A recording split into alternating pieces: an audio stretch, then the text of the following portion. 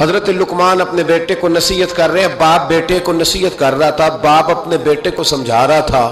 میرے رب کریم کو باپ بیٹے کا سٹائل اتنا پسند آیا کہ اسے قرآن پاک میں بیان فرما دیا۔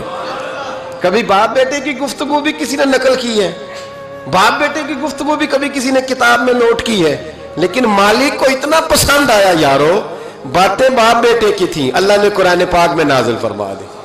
یار اتنا خوبصورت تھا باپ بیٹے کا انداز تکلم دیکھیے، باپ بیٹے سے کہتا یا بنیا، اے میرے بیٹے، اے میرے اللہ، نہیں کیا او ادھر آئے نا یا بنیا، اے میرے، دیکھیں لفظوں کا حسن، اے میرے بیٹے۔ اپنے حق میں قائل نہیں کیا کہ میں بوڑھا ہو گیا ہوں، بڑی محنت کی، اب تو پیسے کمایا کر، مجھے دیا کر، تجھے نہیں پتا ماں باپ کی۔ ہم سارا دیہڑی یہی ڈیوٹی کرتے ہیں، سارا دن یہی کام ہے کہ میری قدر کر، باقی سب ٹھیک ہے۔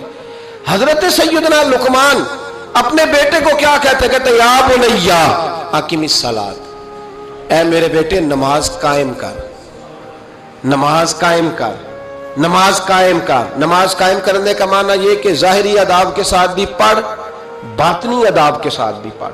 اور پھر حضرت لقمان بیٹے کو بٹھا کے آغوش محبت میں پیغام دیتے ہیں، کہتے ہیں نماز قائم کر۔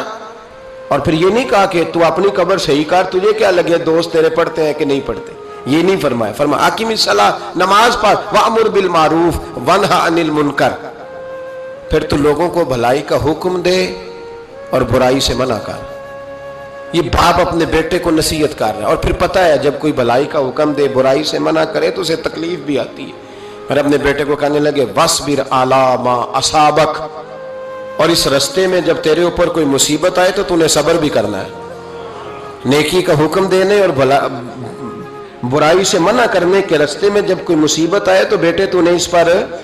اور اب باپ اپنے بیٹے کو نصیحت کرتے ہیں، کہنے لگے بیٹے یہ تو ایسے نہ سمجھا کہ نماز پڑھنا کوئی عام کام ہے، ایسے ہی نہ سمجھنا کہ لوگوں کو بھلائی کا حکم دینا کوئی عام کام ہے، یہ عام کام نہیں، اِنَّ ذَلِكَ مِنْ عَزْمِ الْأُمُورِ، فرمایا یہ بڑے حوصلے والے کام ہیں، یہ بڑے حوصلے والے، بڑے ہمت والے کام ہیں جو میں تمہیں بتا رہا ہوں۔ باپ اپنے بیٹے کو یہ نصیحت کر رہا ہے۔